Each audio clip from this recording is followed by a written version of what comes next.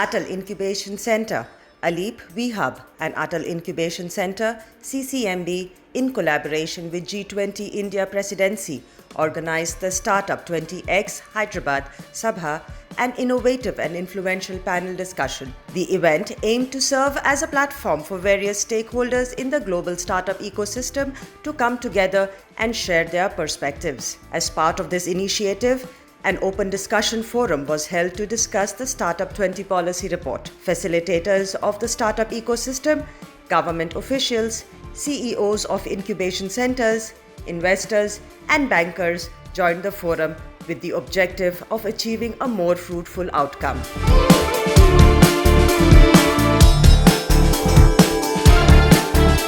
We all know the lot of gaps in the whole startup ecosystem. So we need to highlight, they have identified some 5 pillars. In those 5 pillars, we have to identify the gaps and come up with some kind of policy decisions. We happen to identify one gap is we don't have a definition for startups. In the same context, there are various issues which all of us as ecosystem enablers, we are finding a few difficulties which can be addressed by the policy makers and also the international G20 nations. We can learn from G20 nations. That's the reason why we have Australia representation also here. We need to learn from the business leaders, youth, and also the entrepreneurs and finance part, handled by banks, with what they are looking forward to from startups, and technology people like research labs, and I think we need to create an ecosystem. Already we have been doing it, but there are certain issues. We want to be open and come out with our result-oriented recommendations so that Government of India will take it forward. This is the background of this meeting today. We have been assigned with this work. It's not for the sake of work, also to improve the quality of startups and sustainability of the startups to reach to the global needs. What we need to do is the whole idea behind this. There is issues like access to credit, access to infrastructure, and they want social impact projects also. How we can scale up under social impact. And another issue is sustainability. A very big issue because often startups face a lot of problems with regards to sustainability and reach to the markets. Coming together is very important. So we startup enablers, all of us are startup enablers. We are all coming together with some consigns and recommendations so that we improve the whole ecosystem. We need to innovate, even as enablers, we need to innovate, create and deliver. These are the things which we have to keep in mind. As AIC CCMB, we are focusing majorly on the life science healthcare startup, but again, some of the overlaps with the ALEAP and other entrepreneurs, especially women entrepreneurs. Having this startup 20x, earlier I think Peter Thiel he mentioned about startup 10x. That means the startup should be 10 times stronger in his journey than the second best in these competitors or whatever. So I think 20 countries and this G20, where I think we are making it as a 20x. I think that is the boost where two of the aspects. I think we'll discuss more about the framework and policies and the responsibilities of all of us. But I think the globalization and the freedom for startup to align with national policies and national mandates. I think that is what the prime, purpose of this particular G20 and its predecessor meetings that so far happened. Even today we are sitting for that purpose. In that context, I think, last line from my side is that being an incubator, I mean, major responsibility is there, not only from the government, being an incubator, I'm saying that it is our responsibility. Incubators need to take that responsibility, and I'm just telling here in front of all of you that the gaps that what Ramadevi garu trying to anticipate or expect from all of us to discuss and to resolve certain those of gaps. I think we are taking that ownership of those responsibilities to help all the startups to connect the dots. That's what my last line. As a State Bank of India, we are committed to not just commercial business, but we are also committed to social service and social welfare. And in the 3 to 5 million economy which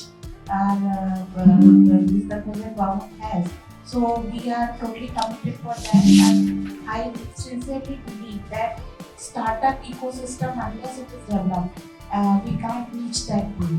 And congratulations to ALEAP and CCMB institutions and other incubators for doing that job. All are startup enablers, and we are committed to innovate and deliver and enable the entire startup ecosystem environment. We all already have many SME intensive branches and a huge branch network. But in Hyderabad, we thought that though State Bank of India has already come up with startup branches in centers like Bangalore, in Mumbai Metro, in Chennai, and also in Gurgaon. So this will be the 5th startup branch we will be opening in Hyderabad on 5th of June. In fact, it's already completed, it will be formally inaugurated by the chairman himself. And that branch is committed entirely only for specifically for startups only. So that is our commitment, and we are very thrilled to help and be part of the entire startup ecosystem. What we see when we talk about agriculture or social inclusion, we are talking, but it is whole ecosystem need to move towards rural areas, but it is lacking. Many of the ecosystem is vibrant in many cities like Hyderabad, Bangalore, or Delhi, but really need to move towards rural areas. Then there may be the innovation ecosystem, the impact or the benefits we can reap for all the population. That's why maybe coming together these type of different innovation ecosystem players that may be interesting, because our competencies or resources we can share so that we can create much more impact than what we are now creating. TIE definitely works on the vision which says for the entrepreneurs and by the entrepreneurs. So we bring a dearth of experience from the entrepreneurs who have been there, done that, and we really look forward to contributing to this vision. But I represent a community which is mostly ignored, the grassroots innovations. Grassroots innovation is 2 types. One is for grassroots people and by grassroots. We're talking about by grassroots.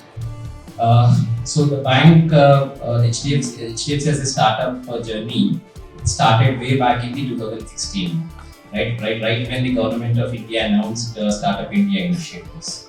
That's when we realized as a bank we need to have a separate and focused vertical for startups. So that's where we have formed our own division. Now since last 6 years, right, we are very active in the space. We started long back we started identifying the ecosystem partners, right, especially the incubation centers. Right, in last 4 years, we worked with more than 80 incubation centers. We supported them with the various knowledge sharing sessions, and then we started supporting them even with the CSR grants. So that's where even the ALEAP, last year we signed an MOU with ALEAP. That's where we promised we will get something as a CSR grant, and we have delivered that this year with 50 lakh as a one-time grant. Right, even the CCMB is right here. Even for them we supported with 35 lakhs this year. Right, so as a bank we kind of have a very good share. Right, so we out of the DPIIT registered startups, we say 70-80,000, 30-35,000 already banked with us. right? The vision of the bank was very clear. We have our own branches. Right? Across India now we have reached 25 startup or specific branches. In Hyderabad we have 2 dedicated branches, right? And these branches are working with startups since last 4 years, right? So we were in fact kind of the first player in this space. We started chasing the entire ecosystem and started supporting the entire startup or even the major startups as well. Till date, CB has invested almost 8,600 crore in startups. It does financing where indirect manner. It invests in alternate investment funds registered with SEBI. So it is not directly assisting startups, but it assists the startups through alternate investment funds. Collectively, the group of 20 nations represent a startup ecosystem that has more than 850,000 startups, more than 1,600 unicorns, more than 20,000 incubators. At the highest level, Startup 20 has 2 overarching objectives that must be achieved simultaneously. First, to harmonize the global startup ecosystems in order to facilitate collaboration across these ecosystems. But second, to do so while preserving the freedom of national ecosystems to develop and grow as they desire simultaneously. The group expects to produce the following outputs. First, the main deliverable of this group is the policy communique to be submitted to the world leaders. There are 4 other deliverables that will be produced in the process of producing the communique. First, a startup definition framework and terminology handbook. Second, a startup financing framework for financing across G20 nations. Third, mechanisms to accelerate startups addressing critical SDG and inclusion gaps. And fourth, a blueprint for creating a network of global innovation centers to foster collaborations across G20 nations and organizations. We have recently started a company called Schedule Craft with one of the partners. We are now into manufacturing of noodles, the healthy noodles with herbal ingredients and also the seasonings with herbal ingredients. We are into sustainable lifestyle. What we, my company is based out of Kerala, so we have various products to help, for as home decor or home wares. All those are having a common thing, coir. If I think many of you know coir, it is a byproduct of coconut, and we use everything. Our philosophy itself is Kalpa Vriksha. So we use everything. We are a zero waste company. This community has 5 pillars. And one of those 5 pillars is inclusion. And we try to articulate inclusion related policy directives at the highest level along 2 dimensions. One is how to support the underrepresented groups in these startup ecosystems of the world. And second is how to support those startups that can make the world radically more inclusive. I think everybody have gone through the 5 pillars or what are the challenges they briefly mentioned, but we have to actually look from the rural sectors to cities and then to states and then to national, then to global. I think we have to change your perspective. Although we are talking about the countries today, 20 countries will be talking and having their discussions, how best we can actually share our services or platforms to other countries. That is the main agenda. But locally, if we don't understand our own problems and challenges and put forward properly to the nation, then India, how it can be the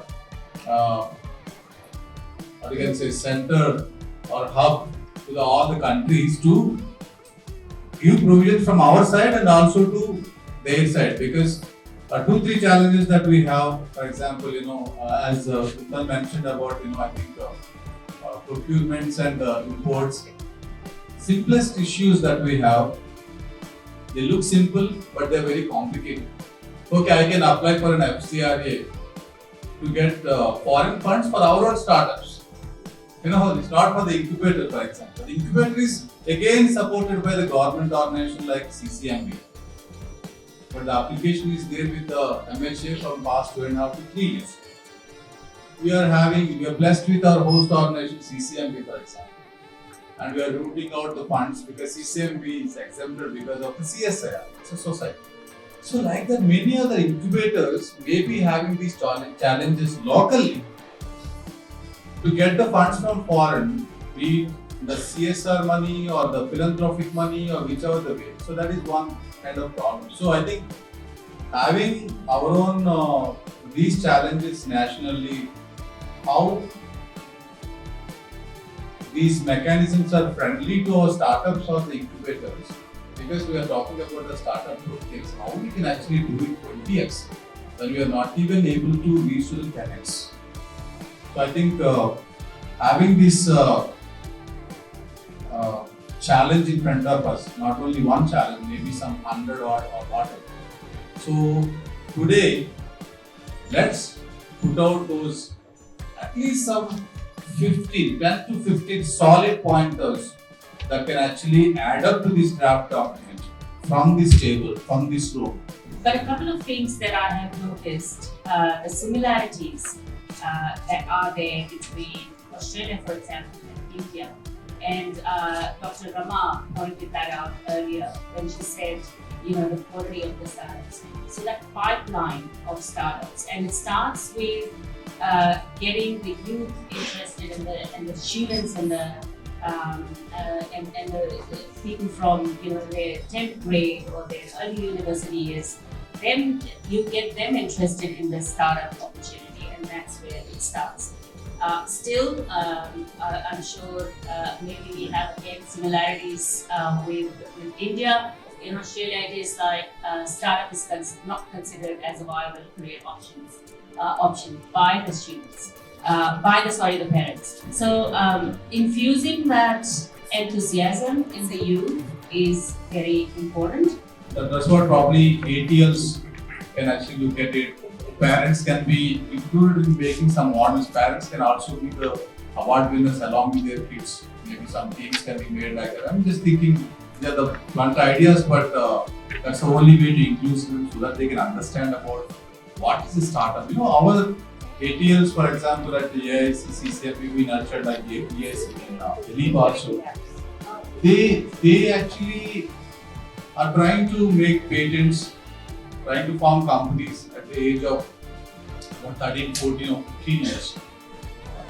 It's changing, but yes, I think we have to have clear-cut adaptations of policies to build these, the foundation in each country. I would like to bring in my own experience. We run an industrial training institute in a rural area, and they are boys and girls who are actually trained in fitter, electronics and all, but they have never an introduction of startup culture there, and they really do not know the opportunities existing. I think such startup, when you're talking about startups, I think these cases like the ITIs have to be considered because they're more practical people and they really don't know these opportunities. We try to bring them back. I think it is this kind of startup culture has to also go to those people who really can bring in wonders to this world. I think that's my submission. Two inputs on both recommendation 1.1 and 1.2. So one is about defining startup. So my career is not very now. I just joined this ecosystem since last 5 years. But I have seen this change. What we consider as startups in 2018-19 versus what the startup definition has been changed now, which is annual turnover up to 100 crores and not more than 10 years old. So somewhere when we say that we have to come up with a defined definition of startup across G20s, there are two challenges. So one challenge is every country's economy is different. Every company's the stake that the industry has and whether it should be considered and transferred as a startup or should be considered an industry may change. So what we can have is we can have uniformity on defining criteria. However, the limit or the range of those criteria can be different in different economies. That is very possible. Secondly, also we have to, like when we say the startup definition says there are no limitation up to 100 CR or registration to 10 years you can call startup. Why there are particular funding schemes or incentives which have different criteria, like not more than 2 years old or not more than 1 CR revenue or turnover. So if we can define them and revise the startup definition, it will be one definition, and with this definition you will get all the incentives. No differentiation in between. The only factor which is differentiated can be the sector that they are working in. For example, 2 years is nothing when we consider about the lifespan of deep tech lifestyle startup versus the enterprise tech. So that can be one differentiator, but rest of the things can be off. And second, 1.2, which is establishing a forum to adopt policy framework. So this is again a challenge when Ministry of Education defined national education policy. They said this is a policy and has to be implemented by all of it. Whereas when it comes to startup policy, they say these are policy guidelines. And that's why the defining features are majorly controlled by the administration of institutes, the government bodies, the research labs, etc. So there is, lot of clarity on which is acceptable and which is not. It includes access to resources, it includes access to, intellect of the institute using IPs, etc. So can we come up with something which is a concrete policy with little flexibility, but we don't keep it open to individual institutes in defining the criteria. So that will be what I think. We have national policies today. Maybe they define what 5 years before or so. But still adapting them to the institutional level, school levels, colleges level, university level, I think that's the problem. And also I think 2.2, one part of your right, recalibrating. Yeah. So that recalibration, you have an instrument or you have a kind of internal system auditing, for example, quarterly internal audits and external audits, quarterly that you do recheck, right? The policies need to be rechecked such a way, otherwise, you will be missing the speed of it. So that is one thing. NISP kind of policies we need more, and they have to be adopted by all. I think the government should be insisting that all institutions, it can be whatever the school or any organization, to practice this as a must. It is not. They are just on a paper.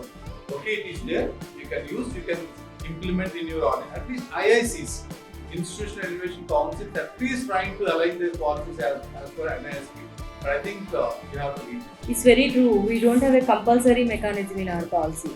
But as far as the education institutions is concerned. So we have a guideline saying that you have to promote innovations in the school and college level. But what happens is it matters to a paper publication, or it matters to a kind of bringing into the PR exercise kind of thing for the education institution. So now the imposition of credits to the curriculum that may impose in students, because the student, it's not the mistake of the students, or it's not the mistake of younger generation. It's the system that makes that as it is not compulsory, the focus is very low. If it gets a credit course, either in the up to 12th standard or in the kind of graduation level, that picks up. And also we are very low in, as Sir said rightly from Palestine, we are failing to scale the grassroots innovations. That's major impact. We are not even bringing it into light to our own children's life at home, because there is something has happened in the grassroots that is making the life easier in the grassroots level. Even inculcating the entrepreneurial spirits at the students, and also academic institutions, there should be a compulsory credit system should be involved in the national education policy. Actually, startup, in my view, is a facility for entrepreneurs to get onto it, get the benefits out of it, what the system offers, and then take off as entrepreneur. Now, the definition has to be given, it should be given for the users, not for only the ecosystem. So when a village boy is there, a village girl, a woman is there, how do you understand the definition of startup vis-a-vis present company registrations, MSMEs, so many ecosystems already existing. It's not that we had nothing so far. So how do we differentiate between these two and that particular person in the village be able to understand, yeah, I have a choice of 3, 4, let me look at this. Or choose all of them. Now, today there's a confusion. And that has to be taken off because somebody says guidelines, somebody says policy, and there's no mandatory. And in the schools, what she said, that are we making them startups or are we promoting innovation? What that we need to do in the school? And startup innovation, in my view, are not totally identical. There's a difference in these two. Yes. Let's focus what is innovation and what is problem solving in the schools, and maybe as they grow, we can think of startups. I mean, that's of course a choice of parents and children. Startup definition. What I would like to add is that when we say startups, we are actually alienating 99% of the new businesses that are registering every year. 99.5, I would say. Why? Because most of the businesses that are registering are Me-Too businesses. Somebody's doing manufacturing a generalistic thing, doing a service that is already there in the market. But I feel that these are the ones who are going to be revenue positive maybe within the first 1 year or 2 years. How can we include them in the definition of the startup is something that we should think about, because it doesn't 99.5% businesses are going to be these kind of things where there is like literally no innovation, right? But they are the ones who are actually generating the revenue. They are the ones who are actually generating the employments. So we as incubators, we normally whenever we see these kind of businesses, we just say that we're going to come and set low. This is something that needs to change, and we need to embrace these people as well, because these are the ones who are actually doing a lot of good work. I think a very important point. Everybody want to register as a private limited or even LLPs at the time of investment, they have to convert themselves to private limited. But these proprietorship companies or one man or one woman companies, they are doing fantastic at the ground level, but they are not, they have their barriers. So someone needs to actually address, how, I think Ritika, that point I consider this way, how we can actually make them inclusive to give equal status like a startup to get these incentives or maybe investments. I think that is one point that we have to make a note. I think forming, yes. Yes. Because even partnership and Partnership proprietary also companies, yes. can be a startup. Yes, other than the private limited and LLP, all others should be included. How these can be giving provisions to go global, for example. Because you mentioned here in the draft document, the foundation point about considering all these startups, so not foundation, probably finance. So the cash flows or business that you talk about, that maturity or the awareness at least, whether it is there for those non-private limited or non-startup category. So you have to create a category equivalent to the startup. I think fundamentally we are missing one point when we come to the definition of startup. Actually, the startup evolution starts with a startup idea. Yes. And these ideas need to be recognized somewhere. And this would be at the grassroots level, or it would be at the academic institution, especially the science exhibition. Using the science exhibition, a lot of these students actually come up with a lot of ideas, and once the exhibition is over, it is done. So they don't really nurture that particular idea and take it to a startup or a commercialization stage. Yes. So it was very important to actually recognize and define that this is also a process of the startups. Listening to your point, and sirs, actually, I think it's not written in this document about the open innovation. Why can't these school student innovations, or they are just trying to spend some 30% or 40% of their time, school time, to bring some innovative solutions for the societal problems. But if they are not patenting, if they are not forming the companies, at least schools or maybe those organizations can actually make them as an open innovations where startups can. I don't know, some mechanism needs to be created. Anyway. Focus to the finance task force. Just one thing where what we miss or being an enabler to startups, I believe when we do investor connects or investor programs, we feel there is also a lack of mentoring which is required for every startup. While I know funding is a very important aspect, but whether the startup is investor ready. So I think 3.1 that we're talking about can be in complementary, or rather 3.4 can be in complementary to 3.1, because mentoring or awareness is equally important where we talk about raising investments. So I think that needs to be clubbed rather than having a separate point. Is startup just an innovation? We're always talking about the innovation angle in startup. And not every business or not every product has an innovation. Because if I look at food has, you need not really require that kind of innovations in food, but you require that honesty and processing that is required in food, because that is the basic and it has to feed the masses. But I think not every product needs an innovation. So this entire thing of startup, even when we go to any kind of funding or grants, they always ask us, what is the innovation in your product? And I think this really puts us back, because not every product needs that kind of innovation to be proved as a startup. There's a airline differentiation you can understand, that there may be some tech-based investments, innovation-based investments or grants or startups. Again, we are purely business oriented. Even the startups which are talking about the innovation, they may not be understanding the business acumen very well. But you guys, in case if there is no such innovation per se is there, but you are doing the best. I mean, there is a differentiation. I totally agree. So I think you have to hit to the right, what you can say, investment agencies or granting agencies where innovation is not there. I think Ramadevi are already having a dozen of schemes into that line, but thanks for the point. My concern again is with regards to, maybe we need to recommend some kind of definition which takes care of all these aspects. Like it need not be something very innovative, but startup. What is that startup? Somewhere we have to create that. So it's not like 5 years old, 10 years old, something like that.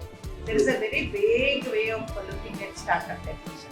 Once we come up with the startup definition, the other things we can put in, like they are eligible for this, they are eligible for tax exemption, they are eligible for international alliance.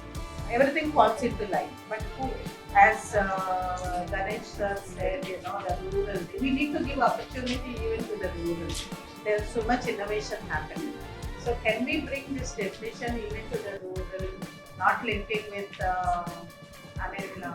there's so many, like we have almost SISM, we have BD, we have Ministry of MSME, each one is dictating one kind of parameters. So in SISM, if you are a proprietor, you are not eligible. In Ministry of MSME, if you are, if you are private limited, you are not eligible. So this is some way, creating a lot of confusion. The whole ecosystem we are losing on. For example, what is happening is a proprietary concern, which is a very good enterprise. We are asking them to change to private limited. Because to enable them access to everything, that should not be the condition.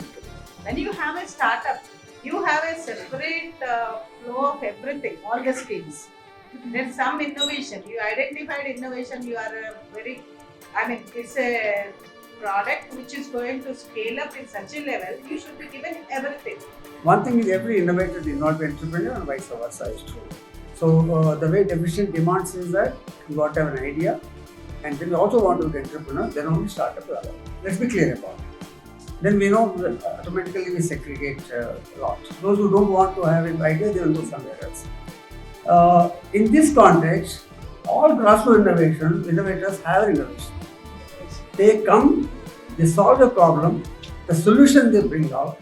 Therefore, there is innovation. They want to disseminate. You call it entrepreneurship, whatever. They want to disseminate so beneficiaries get maximum benefit. So the eligible people are available. In 85% people available, we have not gone there yet. What kind of a decision point of process we have? 7 years now, 2016 we started. The people who are ready with innovation, ready with solutions, ready to disseminate their products, we have not touched them.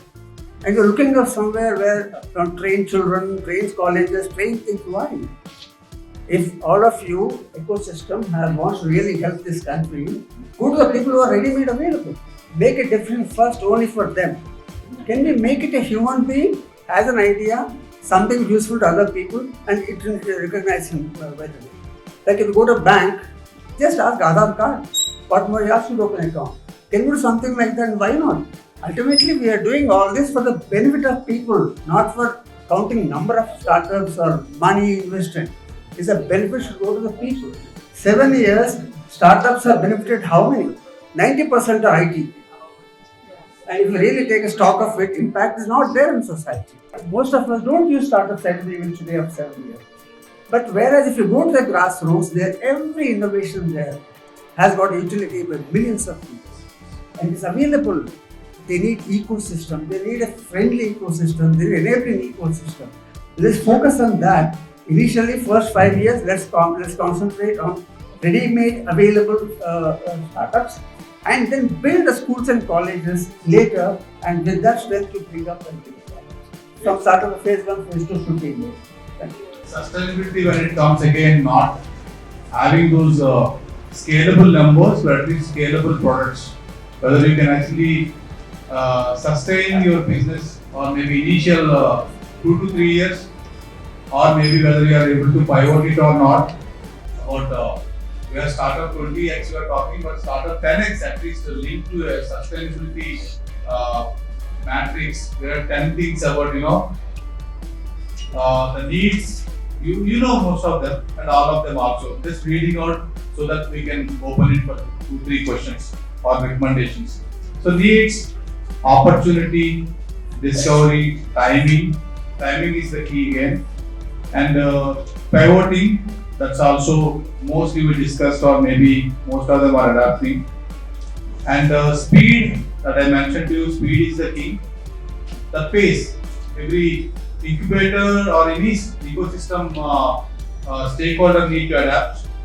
And what kind of models you are adapting and learning the cash flows. And ultimately, the team, because funding I'm not mentioning because we have enough funding. So team again, strategy, you should be having and character.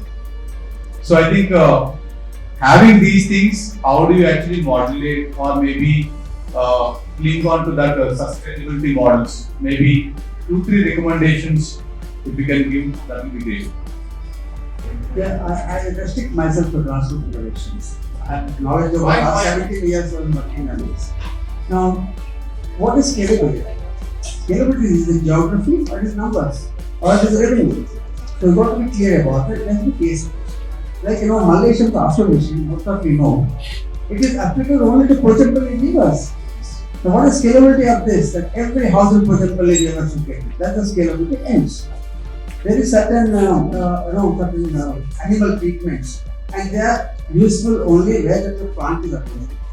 To take this plant from there all the way to other places may not work. So the scalability of any innovation, especially grassroots innovations, which are customized. Nature is customized, technology standardized. So there is a limit for scale. And when you do the scaling across geography, the efficiency changes, effectiveness changes. Perhaps you are aware of this. But when the grassroots innovator comes to the incubator, he says, can you scale it up? He says, no, I cannot, I don't need to scale it up. It's not an innovation to scale.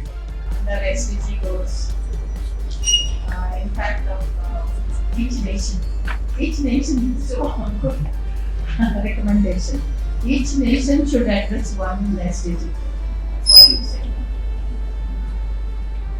And every incubator should take up one kind of addressing one issue.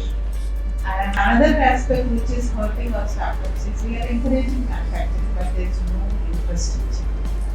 Affordable infrastructure is not available to startups. So how do we address? There's some kind of recommendations required in this. Automatically, each state should have a startup infrastructure provided. Let us collaborate as a network partners. We are not doing this for the sake of policy or something, but improve our own self. Like I learn from you, you learn from me. We can share our reference and create a platform. So finally, end up with us, startups are sustainable. I thank each one of you for coming.